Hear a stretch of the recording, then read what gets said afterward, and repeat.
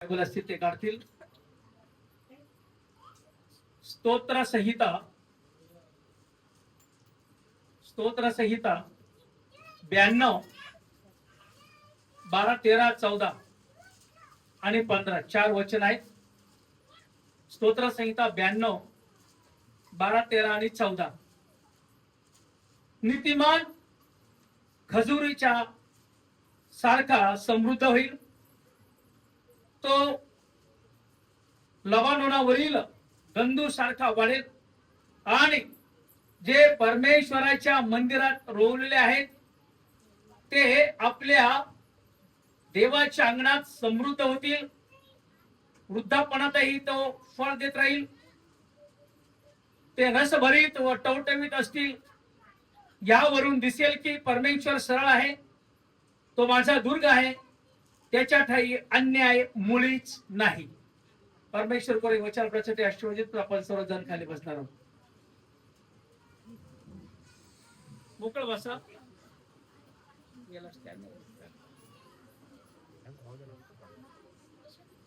लक्ष द्या इकडं.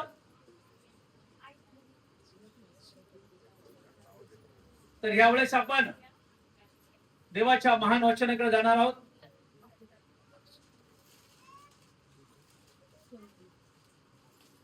धार्मिक मनुष्य, आजच्या संदेशाचा विषय असा आहे की धार्मिक मनुष्य हा खजुरी सारखा समृद्ध होईल. खजुरी सारखा समृद्ध होईल. फार महत्वाचं लक्षात घ्या. धार्मिक मनुष्य, नीतिमान मनुष्य, नीतिमान स्त्री, नीतिमान तरुण आणि तरुणी, नीतिमान कुटुंब, नीतिमान व्यक्ती, धार्मिक व्यक्ती हा खजुरी सारखा काय होईल?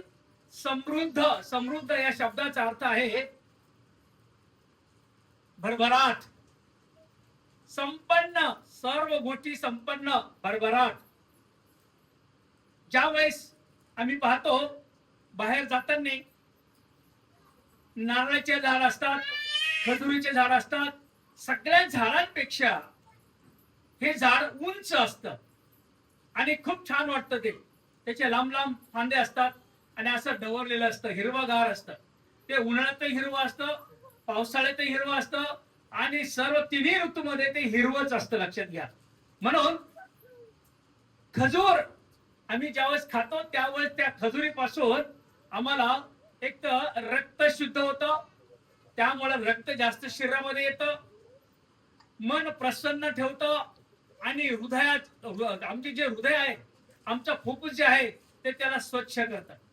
म्हणजे खजुरीच्या झाडाचा किंवा खजुरीच्या फळाचा उपयोग जर आम्ही पाहिला तर आमच्या शारीरिक रीतीने अत्यंत लाभदायक आहे. पवित्र बायबलमध्ये प्रत्येक झाड, प्रत्येक फळ, प्रत्येक वेल याला काहीतरी महत्व आहे आणि म्हणून पवित्र बायबलमध्ये प्रत्येक झाडाचा अर्थ लावलेला आहे. प्रत्येक काही पक्ष्यांचा देखील उल्लेख केलेला आहे, काही प्राण्यांचा पण पवित्र बायबल उल्लेख केलेला आहे. काहीतरी उद्देश त्याचा, काहीतरी त्याचं महत्व आहे म्हणून त्यामध्ये तो उल्लेख केलेला आहे. म्हणून नीतिमान मनुष्य खजुरी प्रमाणे वृद्धिंगत होईल, समृद्ध होईल, भरभराट होईल, आनंदी होईल. मग हा नीतिमान मनुष्य कोण आहे? कोण आहे? धार्मिक मनुष्य कोण आहे? याकडे आम्ही लक्ष दिलं पाहिजे. नीतिमान म्हणजे काय? नीतिमान मनुष्य म्हणजे काय? धार्मिक मनुष्य म्हणजे काय? हे जर समजलं तर मात्र आमच्यामध्ये समृद्धी होणार, आमच्यामध्ये भरभराट होणार, आमच्यामध्ये आशीर्वाद होणार. आम्ही संपन्न असे सर्व गुण संपन्न, सर्व आशीर्वाद संपन्न आम्ही होणार. धार्मिक कोण आहे हेच आम्हाला समजलं नाहीये. धार्मिक व्यक्तीच आम्हाला व्याख्या माहिती नाहीये. आम्ही धार्मिक आहोत की नाही हे जर आम्हाला माहिती नाही तर समृद्ध लांबच राहिलं. पण या ठिकाणी यहेजकेलाचं पुस्तक, सिस्टर माईक घ्या. यहेजकेलाचं पुस्तक याचा 18वा अध्याय आणि त्या ठिकाणी 5 वचनामध्ये आम्हाला पाहायला मिळेल. 5 वचनामध्ये धार्मिक मनुष्य कोण म्हणाल तर जो न्यायाने व धर्माने वागतो. बापरे, पण म्हणायचं धार्मिक हो ताई धार्मिक मनुष्य कोणाला म्हणणार? जो मनुष्य न्यायाने व धर्माने चालतो. न्यायाने आणि धर्माने. आम्ही न्याय करताना किंवा भांडण सोडवताना हॅलो कुठली एक बाजू धरायची नाहीये ताई. घरामध्ये, संसारामध्ये, ऑफिसमध्ये, प्रपंचामध्ये, शेजाऱ्याच्या वादामध्ये दोन्ही बाजूंचा आम्ही विचार केला पाहिजे. दोन्ही नाण्याच्या दोन्ही बाजू पाहिल्या पाहिजे. लक्षात घ्या, न्यायाधीश खरे तुम्ही आहात. लहान बाळ सुद्धा न्यायाधीश आहे. लक्षात घ्या. घरात जर पती पत्नीचं भांडण झालं, जर पोलिसांनी विचारलं बाळाला की कोणाकडे चुकी आहे, तर बाळ खरं बोलतं, मम्मीकडे का डॅडीकडे चुकी आहे. तिथून न्याय चालू होतं. लक्षात घ्या. आणि तो न्याय लेकरांचा न्याय न्यायाधीश किंवा तो न्यायालय, ते कोर्ट, त्या ठिकाणी ते मान्य करतात. म्हणून न्याय करताना प्रत्येक व्यक्तीने योग्य न्याय दिला पाहिजे. कोणावर अन्याय होणार नाही अशा पद्धतीने वागू नये. काही असो, कुठल्याही परिस्थिती असो, तर खरा न्याय आणि खरं त्या ठिकाणी आम्हाला न्यायत्व केलं पाहिजे. धर्माने वागलो पाहिजे. धर्माने वागलो पाहिजे. मग काय धर्म आहे? कुठला धर्म आहे ताई? जर आम्हाला खजुरीप्रमाणे उद्दिंगत व्हायचंय, आमची भरभराट व्हायची आहे, आम्हाला आरोग्य मिळालं पाहिजे, आम्ही निरोगी असलो पाहिजे, सर्वदा आम्ही आनंद असलो पाहिजे. पैसा आनंद देत नाही बरं का. पैसा म्हणजे समृद्धी नाहीये. लक्षात घ्या. पैसा आनंद देत नाहीये. धन आनंद देत नाहीये. प्रॉपर्टी, गाड्या घोड्या, माडी हवेली आनंद देत नाही. करोडो रुपये आनंद देत नाही. लक्षात घ्या प्रियनो. मग समृद्ध होण्यासाठी खरा धार्मिक मनुष्य कोण आहे? नंबर 1 काय म्हणले त्या ठिकाणी? डोंगरावर भोजन करीत नाही. जो मनुष्य, कान खोल के सुनो, जो मनुष्य डोंगरावर भोजन करीत नाही, इस्रायलच्या घराण्यातील मूर्तीकडे आपले डोळे लावित नाही, मूर्तींकडे डोळे लावित नाही, आपल्या शेजाऱ्याच्या स्त्री भ्रष्ट करीत नाही, ऋतुमती स्त्री जवळ जात नाही, कोणावर जुलूम करीत नाही, कर्जदाराने गहाण त्याला कर्जदाराची घाण त्याला परत करतो, कोणास लुटीत नाही, भुकेल्यास अन्न देतो, उघड्यास वस्त्र लिवितो, वाडी दिडी करत नाही, व्याज घेत नाही, वाईटापासून आपला हात आवरितो आणि मनुष्यामध्ये सत्य निर्णय करतो. त्याला खरं धार्मिक म्हणायचं आहे. तो धार्मिक, त्याचीच भरभराट होणार. हालेलुया. खाली असं म्हणलेलं आहे की माझ्या नियमाप्रमाणे जो चालतो, पवित्र बायबल प्रमाणे जो चालतो, देवाच्या वचनाप्रमाणे दादा मागील ऐका, जो पवित्र वचनाप्रमाणे चालतो, माझ्या निर्णयाप्रमाणे चालतो, माझे निर्णय पाळून जो सत्याने वागतो, काय म्हटलं तिथं? तोच खरा धार्मिक आहे. तो खात्रीने वाचेल, मरणार नाही, आजार होणार नाही, पीडा होणार नाही, समस्या येणार नाहीत. वाचा वाचा, 9 वचन वाचा, तुम्ही वाचा, तुम्ही वाचा. माझ्या नियमशास्त्राप्रमाणे जो चालतो व माझे तो निर्णय पाळतो आणि मग सत्याने वागतो, तोच खरा धार्मिक होईल. हाच धार्मिक समृद्ध होईल. हाच धार्मिक त्याची भरभराट होईल. हा धार्मिक आरोग्य मिळेल. हा धार्मिक घरामध्ये शांती पावेल, घरामध्ये बरकत पावेल. लक्षात घ्या. आणि म्हणून तो धार्मिक होय. तो खात्रीने वाचेल. देव चॅलेंज करत आहे या ठिकाणी, मी खात्रीने तुझा बचाव करेल. लक्षात घ्या प्रियनो, खात्रीने चॅलेंज. अरे माणूस एकमेकाचं चॅलेंज हरतो आणि फसवतो, पण देव जेव्हा अभिवचन देतो, चॅलेंज करतो, देव आहे. देव लवाड बोलणारा नाहीये. तो खात्रीने वाचेल. प्रियनो, मग हा जो नीतिमान मनुष्य, धार्मिक मनुष्य आहे, तो समृद्ध होणार आहे. खाली काय म्हणलेलं आहे? तो लाबानोनावरील गंधू सारखा, गंध सरू सारखा आहे. गंध सरू सारखा वाढेल. बापरे, उंच उंच वाढेल.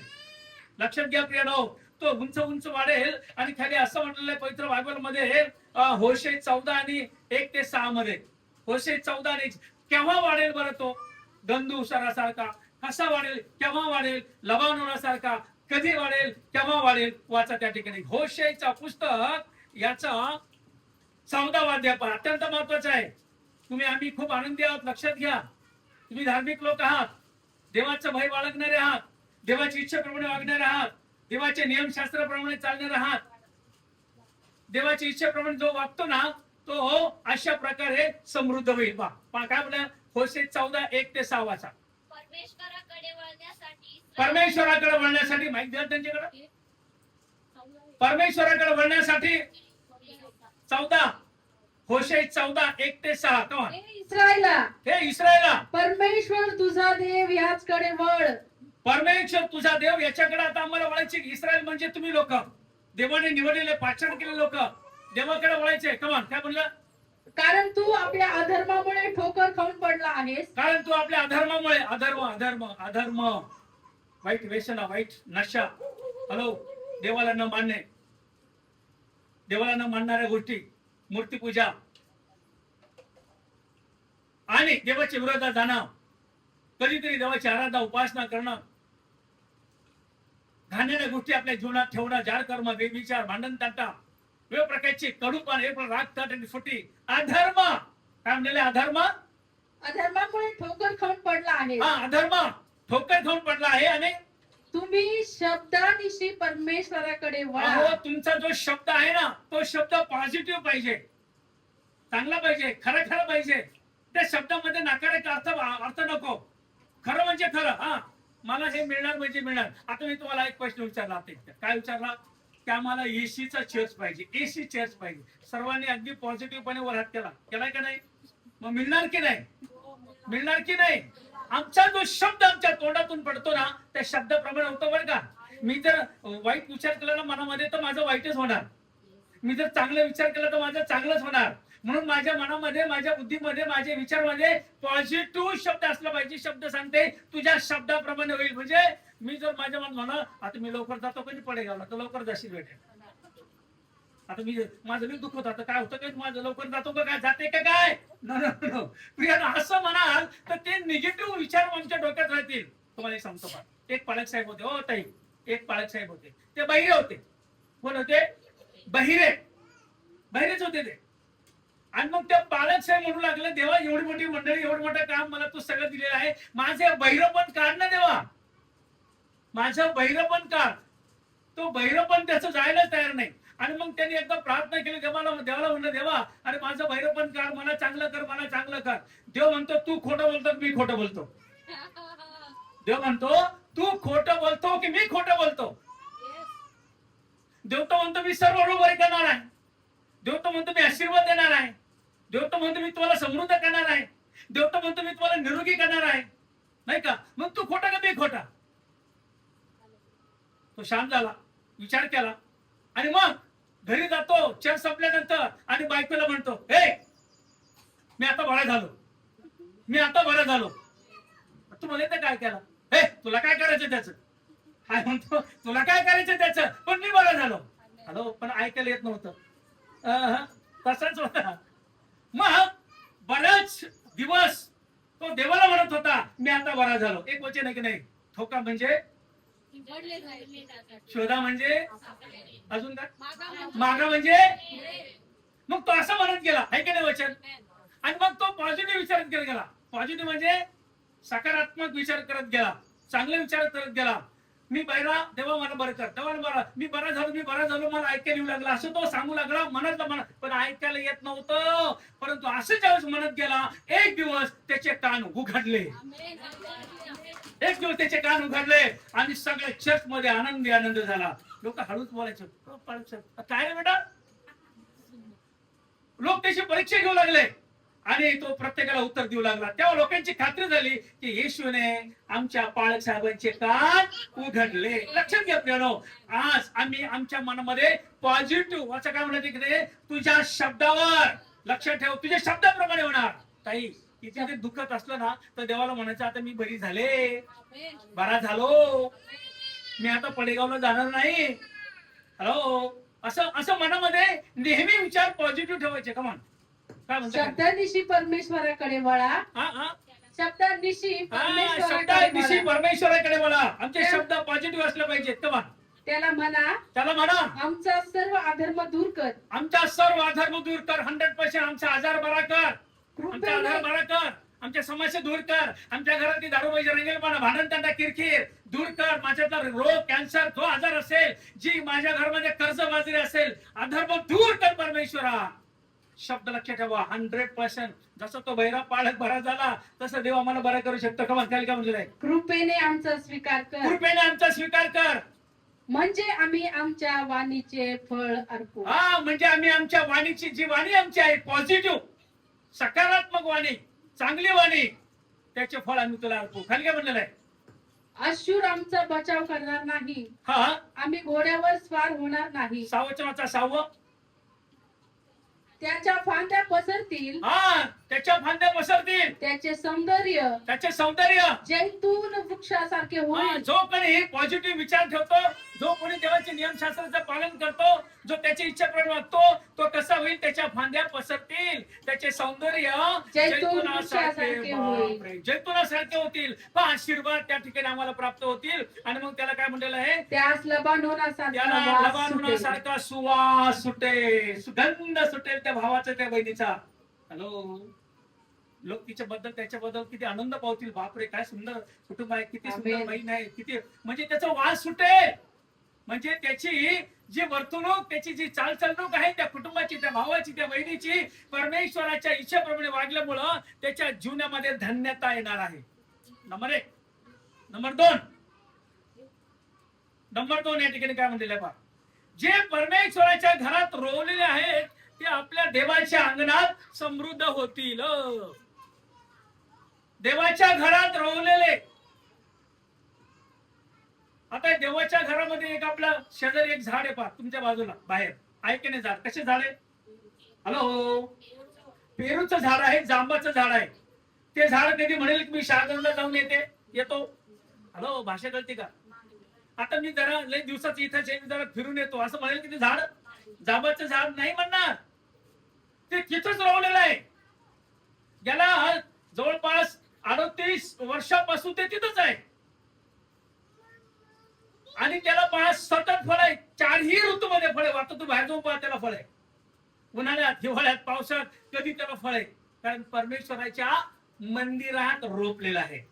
हालेलुया. म्हणून त्याला कंटिन्यू फळ आहे, फळ थांबत नाही. प्रियानो, आम्ही देखील झाडाप्रमाणे आहोत. आम्ही देवाच्या मंदिरात कायम रोपलेला असलो पाहिजे. फक्त एखादा महिना किंवा एखादं वर्ष किंवा एखादा रविवार, मग फक्त प्रभुभोजनाच्या दिवशीच आम्हाला रोपायचंय. मग आता मी 8 दिवस आमच्या घरी रोपू, तिकडं हिंडू त्या गावाच्या त्या गावाला. हॅलो, असं नाही चालणार. त्यामुळे समृद्धी होणार नाहीये, त्यामुळे फळ येणार नाहीये. आम्ही कायम भक्ती, स्तुती, स्तवन, प्रार्थना, आराधना, उपासना मंदिरामध्ये कायम रोपलेलं पाहिजे. ताई, ओ दादा, आम्ही रोपत नाहीयेत, कायम आम्ही रोपत नाहीयेत. आम्ही भटकत असतो, आम्ही फिरत असतो, आम्ही जगाच्या मैत्रीमध्ये अडकलेला असतो. फळ कसं येईल? समृद्ध आम्ही कसं होऊ? खजुरीच्या झाडाप्रमाणे वृद्धिंगत आम्ही कसं होणार आहोत? होणार नाहीये. लक्षात घ्या प्रियनो. आणि म्हणून त्या ठिकाणी म्हटलेलं आहे की आपल्या देवाच्या अंगणामध्ये समृद्ध होशील. देव हे अंगण आहे देवाचं. हे देवाच्या अंगणामध्ये आम्ही सतत आणि सतत राहिलो पाहिजे. एकही रविवार आम्हाला मिस केला नाही पाहिजे. एकही भक्ती आम्ही मिस केली नाही पाहिजे. कितीही माझ्या घरी मोठमोठे अधिकारी आले, मोठमोठे साहेब लोक आले, नातेवाईक आले, मुलीकडचे मुलाकडचे पाहुणे आले, किती नाजूक नात्याचे आले, तू घरीच बस बाबा, मला चर्चला जायचं आहे. येतो का? येते का माझ्यासोबत? त्या दिवशी कुठल्या प्रकारचं मार्केट आणि कुठल्या प्रकारचं बिझनेस आणि धंदा, जो मला किती कडक असेल सेंटरिंग वाला, थांब म्हणा तिथंच. सेंटरिंग तुझे थांबा हो. मला माझ्या बापाची सेंटरिंग पाहायला जायचंय, ते काम मला पाहिजे. खुरपायला जाणार आहे, रिक्षावर जाणार आहे, थांब धंदा 1 तास थांबव त्याला. प्रियनो, ज्यावेळेस आम्ही आमच्या परमेश्वराच्या मंदिरामध्ये कायम रोवलेले असो, त्यावेळेस आम्ही समृद्ध होणार आहे. दुसरा आशीर्वाद काय माहितीये का? वाचा 14:14, 92:14, स्तोत्र 92:14 वाचा.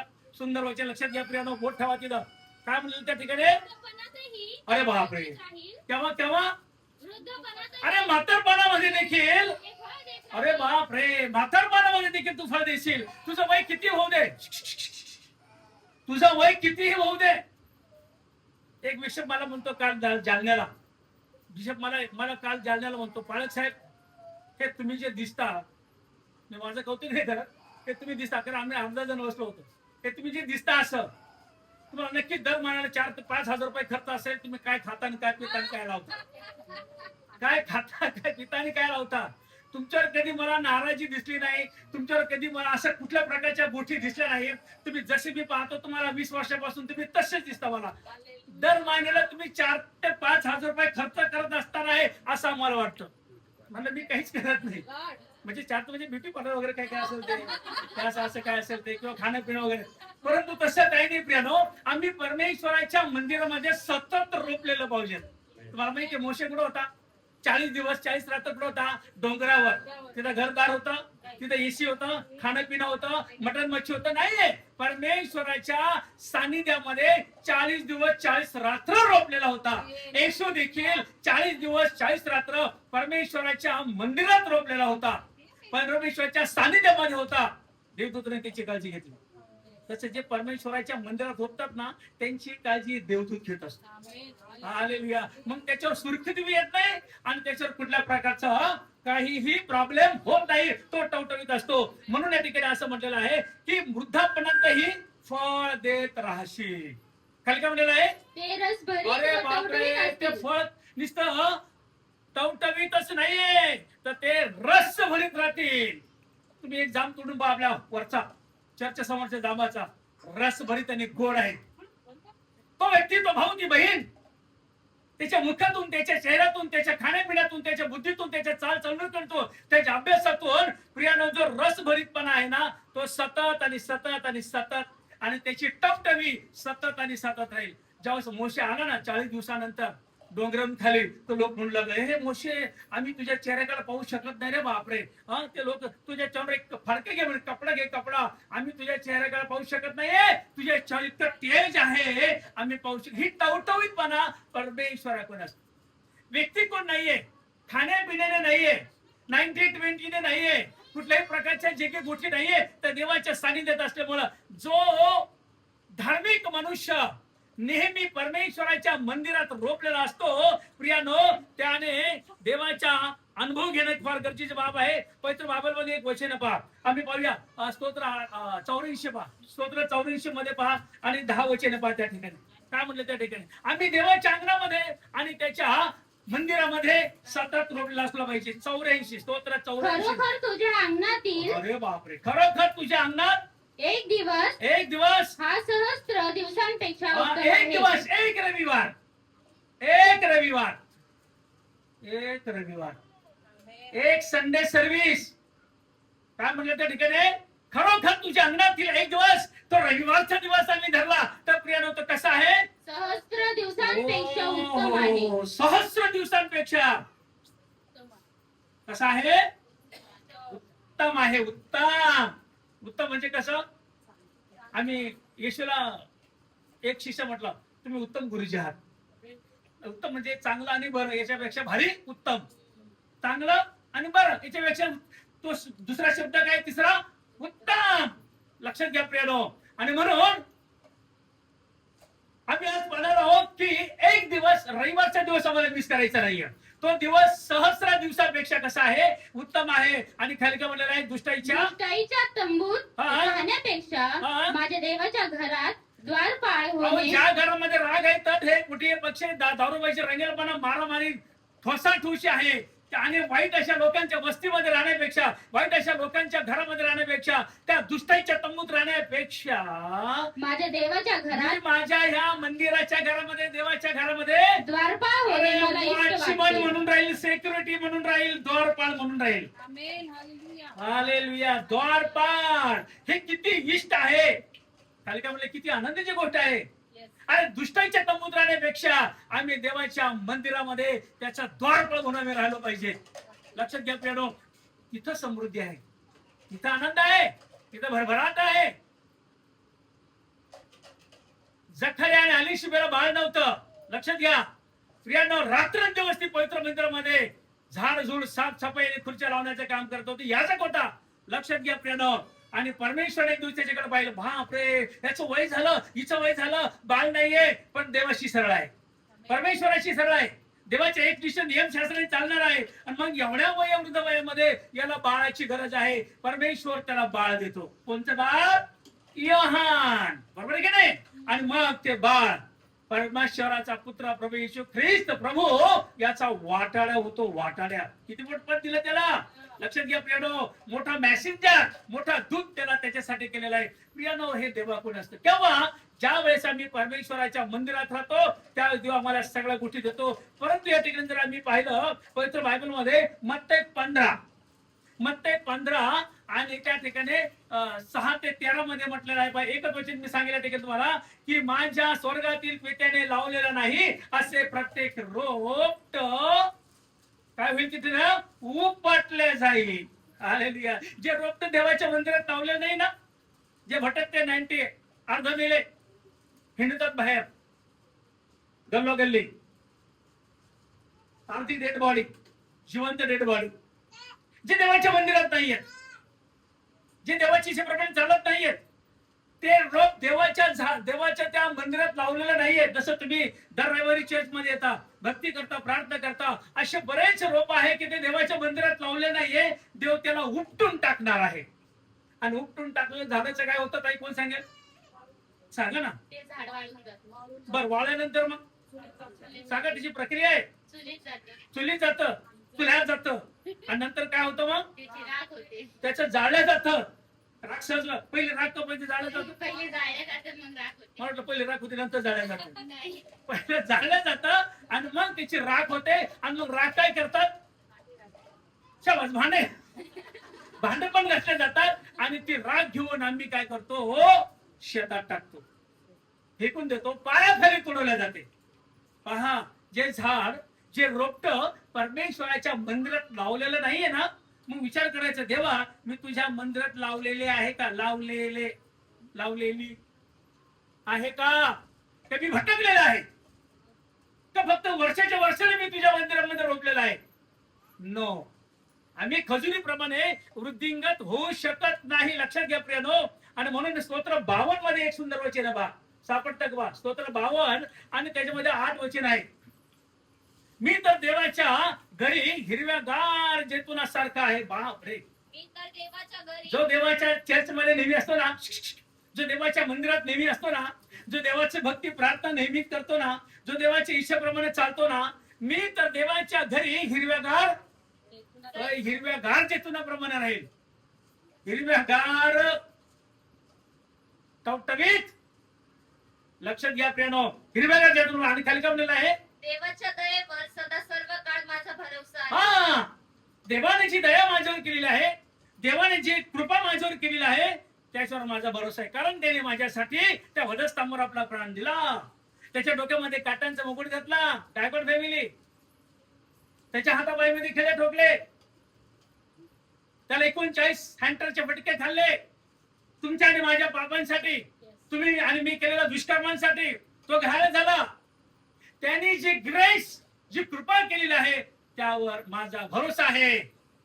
हा विश्वास आम्ही ठेवला पाहिजे. आणि म्हणून प्रियानो, आम्ही या ठिकाणी पाहणार आहोत की परमेश्वराच्या सानिध्यात जेव्हा आम्ही राहतो त्यावेळेस हिरवगार असतो. परंतु बऱ्याचदा काय होतं माहितीये का? देव आम्हाला सगळं देतो बरं का. हो दादा, देव आम्हाला सगळं देतो, सगळं देतो, समृद्ध करतो. परंतु आम्ही देवाच्या मंदिरात जात नाही, आम्ही देवाची इच्छेप्रमाणे वागत नाहीत, आम्ही देवाची विधी नियम पाळत नाही. तर मग आमच्या मानगुठीवर तो सैतान लोखंडाचं जूट ठेवतो. मर आता तू इथं, मर, दबून मर, याडप्या, दबून मर. मी बोलत बायबल अनुवाद याचा 28वा अध्याय पहा. अरे तुला खाणं दिलं, पिणं दिलं, नोकरी दिली, गाड्या दिल्या, घोड्या दिल्या, संसार दिला, प्रपंच दिला, मुलं बाळ दिलं, तू वृद्धिंगत झालेला आहे, तुझी भरभराट झालेली आहे. परंतु देवाच्या इच्छेप्रमाणे वागतच नाहीस बेट्या. तुला समृद्ध केलेलं मी बोलत नाही, पवित्र बायबल या ठिकाणी बोलत आहे.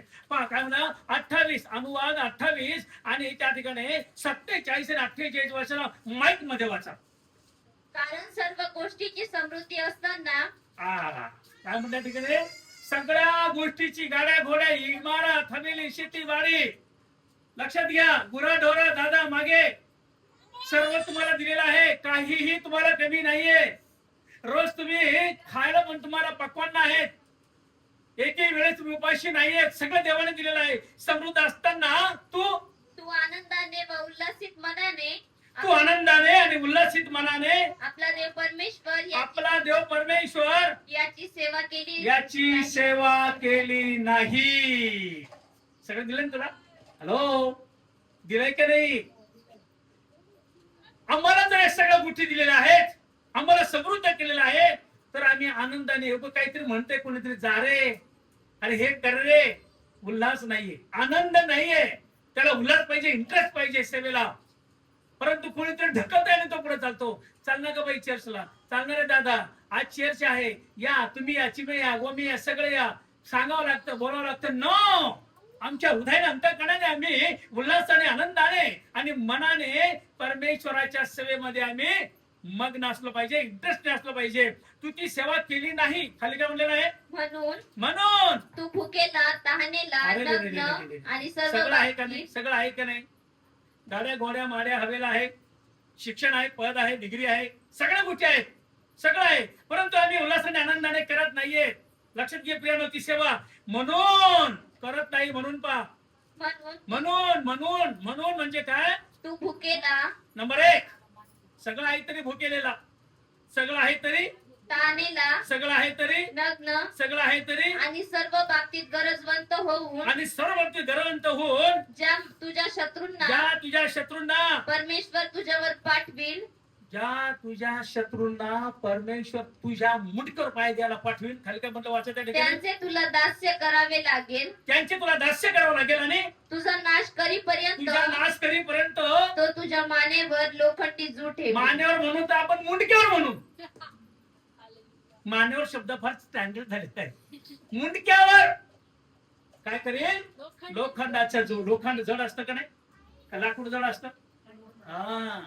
जर का तू त्याची सेवा आनंदाने, उल्हासाने केली नाही, तुला समृद्ध करून खजुरीच्या झाडाप्रमाणे तुला सगळ्या प्रकारे समृद्ध केलेलं आहे, उंच केलेलं आहे. पण डिग्री, डिग्निटी, सगळं काही खाणं पिणं, सुख संपन्न एवढंही देऊन जर तू करत नाहीयेस, उल्हासाने आनंदाने करत नाहीयेस, इंटरेस्टने करत नाहीयेस, म्हणून तू भुकेला राहशील बेट्या. भुकेला राहशील, तहानेला राहशील, नग्न राहशील. काही तुझ्याकडे राहणार नाही. सगळं सैतान पळून नाही, तुला पंगू करून टाकेल. पंगू, भीक मागत हिंडशील. काय काय म्हणलं आहे? काय म्हणलं खाली? या सर्व बाबतीत तू गरजवंत होशील. ह्या गोष्टी तुला गरज पडेल, तू गरजवंत होशील. आणि तुझ्या शत्रूंना परमेश्वर तुझ्यावर पाठवेल आणि त्याचे तुला दास्य करावं लागेल, गुलाम व्हावं लागेल. सैतानाचा गुलाम व्हावं लागेल. बाप रे, सैतानाचा गुलाम म्हणजे भयानक परिस्थिती आहे. सैतान जे सांगेल तेच करावं लागेल. आणि मग खाली काय म्हणलेलं आहे? तुझा नाश करीपर्यंत मी तो तुझ्या मानेवर लोखंडी जूट ठेवेल, दाबून टाकेल तुझ्या मुलक्याला. हॅलो, ते पटकन मरणं चांगलं आहे, पण ते दबलेलं कसं असतं? हॅलो, मरतही नाही, जीव बी जात नाही, तिचा तडफड तडफड चालते. ते फार वाईट आहे, ते शासन फार वाईट आहे.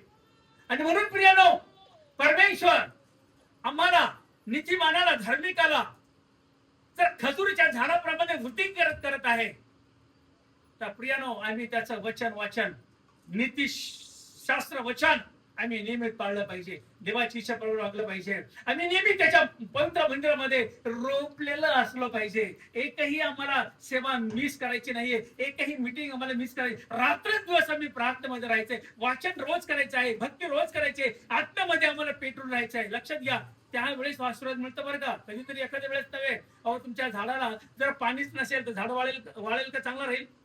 वाळून जाईल, त्याला फळ पण येणार नाहीये. म्हणून हे त्याचं खाद्य आहे. शरीराला जशी भाकर लागते, पाणी लागतं, चांगलं लागतं खाणं पिणं, मग शरीर टवटवीत दिसतं. तसं आमची आत्मिक वाढ होण्यासाठी, आमचा जो आत्मा प्रभूने आम्हाला दिलेला आहे कैवारी म्हणून, तो जिवंत ठेवण्यासाठी, तो चांगला टवटवीत ठेवण्यासाठी हे जे भोजन याच्यामध्ये दिलं आहे, निरदूध, दुसऱ्या पेत्रामध्ये म्हटल्याप्रमाणे निरदूध, हे जे दिलेलं आहे, हे टॉनिक आम्हाला दिलेलं आहे, हा खजिना, हा खाऊ आम्हाला दिलेला आहे. तर आम्ही हे रोज आणि रोज ग्रहण केलं पाहिजे. आत्मिक वाढीसाठी आमचे फक्त शारीरिक वाढ चालू आहे, टवटवीत, हँडसम वगैरे काही जे असेल ते, पण आत्मेने मात्र खिन्न आहोत, दुःखी आहोत. लक्षात घ्या, आत्मेने आम्ही वाढलेलो नाहीये. म्हणून आमच्या समस्या कठीणाई आहे, आजार आहे, पीडा आहे. आम्ही सैतानाला तोंड देऊ शकत नाही. सैतानापेक्षा आम्ही बलवान असलं पाहिजे. सैताना एका ठोशामध्ये राईट केलं पाहिजे. पण साहित्यात आम्हाला फजर राईट करतो. आम्ही एवढे डब्ल्यू असून सुद्धा आमच्या आत्माने एका बुकीत खाली बसवतो. तर देवाचं सामर्थ्य आमच्यात नाहीये. गल्ल्यात माहितीये गल्ल्यात तुला कोणी मारलं? हॅलो हा दानियल नाही, दावीद. नक्की सांगा मला कोणतरी. हा दावीदाने एवढा बुटका छोटा तो राक्षसासारखा कानकोल केसनो, परंतु दाविदामध्ये सामर्थ्य होतं देवाचं. देवाचा आत्मा होता. एवढा छुटकुला पोरगा. लक्षात घ्या प्रियानो, हातात गोफण घेतो आणि तो जो गल्ल्यात आहे हजारो लोकांनी एकाच वेळेस मारणारा धप्पड राक्षसवाणी यांनी एकच गोफण फिरून मारतो. दगड एका फटक्यामध्ये बसतो, एका फटक्यामध्ये गल्ल्यात मरून जातो. हे सामर्थ्य देवाकडून आहे. हे सामर्थ्य देवाकडून. लक्षात घ्या प्रियानो, जर देवाचा आत्मा त्याच्यामध्ये नसता तर तो करू शकला असता की ह्या गोष्टी नाहीये. तसं सैतानावर विजय मिळण्यासाठी आत्मिक अन्न आम्हाला रोज खावं लागेल. रोज आम्हाला यामध्ये आम्ही ग्रहण केलं तर मात्र आम्ही समृद्ध होऊ शक्य येईल. आमच्या घरामध्ये कुठल्याही प्रकारची आडापिडा राहणार नाही. आमच्या घरामध्ये कुठल्या प्रकारचं गरिबी राहणार नाही, गरिबी राहणार नाही, कुठल्या प्रकारचं टेन्शन राहणार नाही. लगे राहो, रात्रंदिवस लगे राहो. रात्रंदिवस मनन चिंतन करा. भाकर पोटात आहे नाही विचार करू नका. पुरवठा करणारा देव आहे. परंतु हे मात्र आत्मिक सामर्थ्य मिळवण्याचा प्रयत्न करा. तर आम्ही खजुरीच्या झाडाप्रमाणे वृद्धिंगत होणार. नंबर 2, जर का आम्ही त्याच्या मंदिरामध्ये कायम रोवलेले आहोत, कधीही आम्ही आमच्या चेहऱ्यावर सुरकुती पडणार नाही, टवटवीत राहणार आहोत, रस भरीत राहणार आहोत. लक्षात घ्या, फळ देत राहणार आहोत. ते आशीर्वाद आम्हाला मिळतील. हे करण्यासाठी परमेश्वर तुम्हाला योग्य ज्ञान, बुद्धी, शक्ती आणि सामर्थ्य देऊ. आमेन. म्हणा मोठे दे. आवाज नाही आला. अजून एकदा थँक्यू.